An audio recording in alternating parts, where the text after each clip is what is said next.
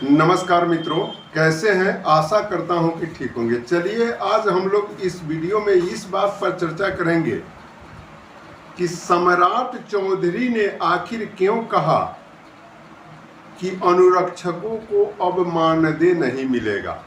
अनुरक्षकों को अब मानदेय नहीं मिलेगा, ऐसा बात सम्राट चौधरी जी ने कहा।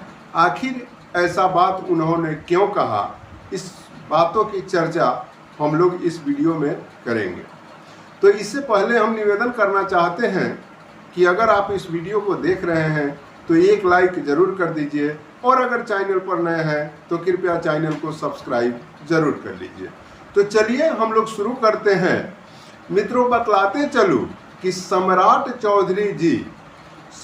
चौधरी जी मोतिहारी जाने के क्रम में मुजफ्फरपुर जिले के मोहम्मदपुर चौक पर रुके हुए थे, और इसी दरमियान हम और चुमन जी भी उस सभा में पहुंचे। इसलिए पहुंचे कि अनुरक्षकों के आवाज़ को किसी भी नेता के पास रखना चाहिए, और उन नेता के द्वारा जो है विधानसभा में यह बात अगर उठाया जाए तो संभवतः अनुरक्षकों के हित की बात हो सकती है। यही सोच के तहत हम लोगों ने वहाँ पे पहुँचा, और मौका पाते ही हम लोगों ने सवाल किया, लेकिन थोड़ा सा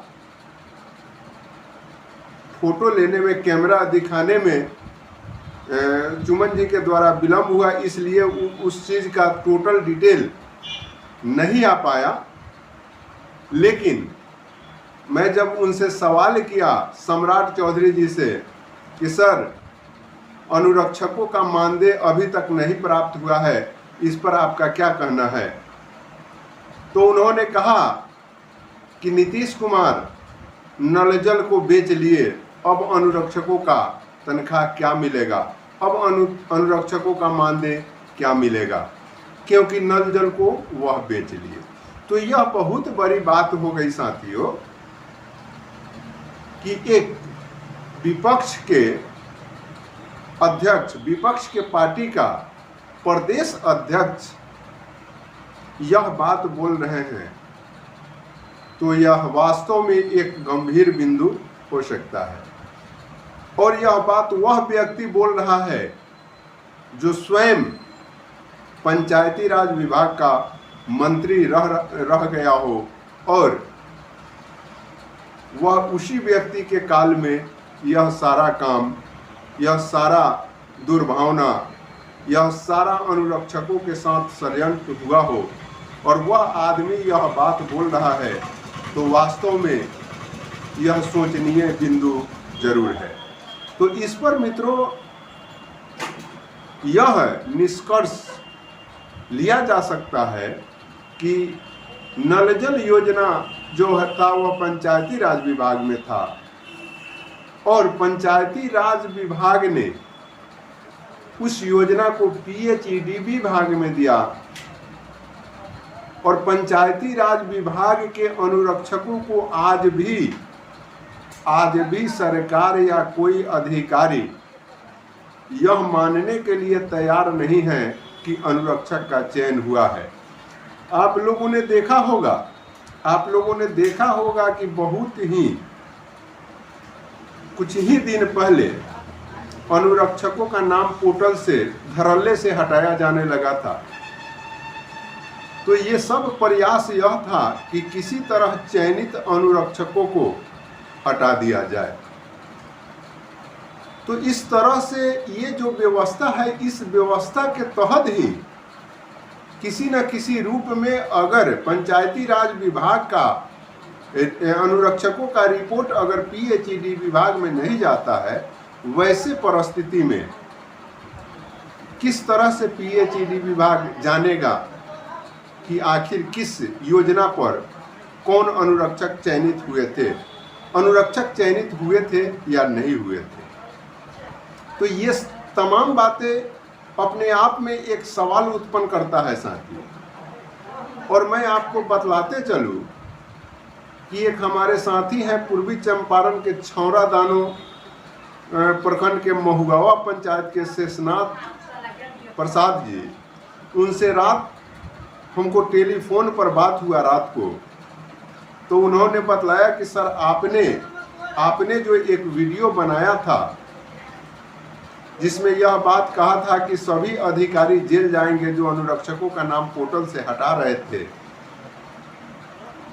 तो उस वीडियो को मैं प्रखंड विकास पदाधिकारी, प्रखंड पंचायती राज पदाधिकारी, लेखापाल, इन तमाम लोगों पर भेजा और तुरंत ही हमारे 2 पंचायत का नाम जो है पोर्टल पर चढ़ा दिया गया था, जो 5-6 महीना से कटा हुआ था। और हमसे फ़ोन पर भी वो लोग बात किए। तो इस तरह से मित्रों, हमने जो प्रयास आप लोगों के लिए किया और कर रहा हूँ, उसका जो व्यक्ति जिस हिसाब में चाहता है वैसा लाभ उठाता है। हमने बार बार आप लोगों को कहा था कि जिस वीडियो को उपयुक्त समझिए, चाहे वह किसी भी चैनल वाले का वीडियो हो, उसको उचित जगहों पर शेयर जरूर करिए, लेकिन उसको जो उचित जो समझते हैं उससे कुछ बेनिफिट प्राप्त कर लेते हैं, जो उचित नहीं समझते हैं वो बेनिफिट प्राप्त नहीं कर पाते। और आज भी कुछ साथियों का परमानेंट जो है कुछ ना कुछ फोन आते रहता है उलूल जुलूल बातों का, हम यहाँ जा रहे हैं, वहाँ जा रहे हैं, यहाँ जा रहे हैं। अरे भैया, सारा सिस्टम अब समाप्त हो गया तो अब कहाँ जा रहे हैं? अब एक ही रास्ता बचा है, हाई कोर्ट, या मानवाधिकार में भी आप जा सकते हैं। तो जब सारा रास्ता बंद हो गया, अब जा करके कहीं कहीं आपका नींद खुल रहा है, तो वैसे परिस्थिति में आप क्या कर सकते हैं? ये तो बगैर बेवजह परेशानी की ही बात हो सकती है। खैर, उस पर मेरा कोई कमेंट नहीं रहेगा। आप लोग जैसा सोचे, उचित समझे वैसा कार्य करें, लेकिन अनुरक्षकों के द्वारा उचित जगहों पर उचित वीडियो को शेयर नहीं कर पाना भी बहुत ही दुर्भाग्यपूर्ण रहा है। और मित्रों, मैं एक बहुत बड़ी संदेश आप लोगों को सुना दे रहा हूं इस वीडियो के माध्यम से कि अनुरक्षकों का जो केस हाई कोर्ट में चल रहा है, उस केस में अनुरक्षक जीतेंगे, ऐसा बात वकील साहब के द्वारा बतलाया गया। चूंकि वह जो केस है उसमें जो मैटर है और उसमें आगे बहुत सारी बातें हैं, जो रिपोर्ट है, उन सब चीज़ों का अवलोकन करने के बाद इस निष्कर्ष पर पहुंचा गया है कि अब हम लोग इस केस को जीत लेंगे। चूंकि कुछ विलंब हुआ, हमने आप लोगों के मुख को देखने लगा, हम आप लोगों से आशान्वित होने लगे, आप लोगों से सहयोग का भावना रखने लगे। यही हमारा गलती हुआ और उस गलती के कारण थोड़ा सा लेट हुआ। आखिर जो कार्य मुझे करना था मैंने वह कार्य किया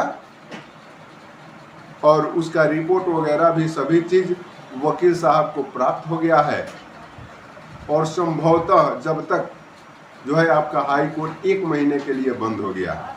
अगर हाई कोर्ट बंद नहीं हुआ रहता तो संभवतः 10 से 15 दिनों के अंदर में अनुरक्षकों के हित में फैसला आ गया होता।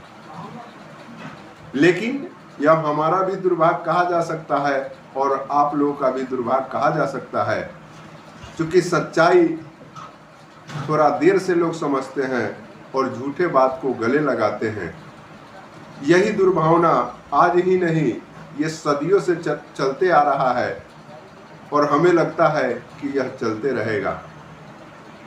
बाकी यह जानकारी आपको कैसा लगा कमेंट सेक्शन में ज़रूर बतलाइएगा और वीडियो को शेयर ज़रूर करिए ताकि और लोगों के पास भी आवाज़ पहुँचे। अब तक के लिए इतना ही, मिलते हैं अगले वीडियो में। जय।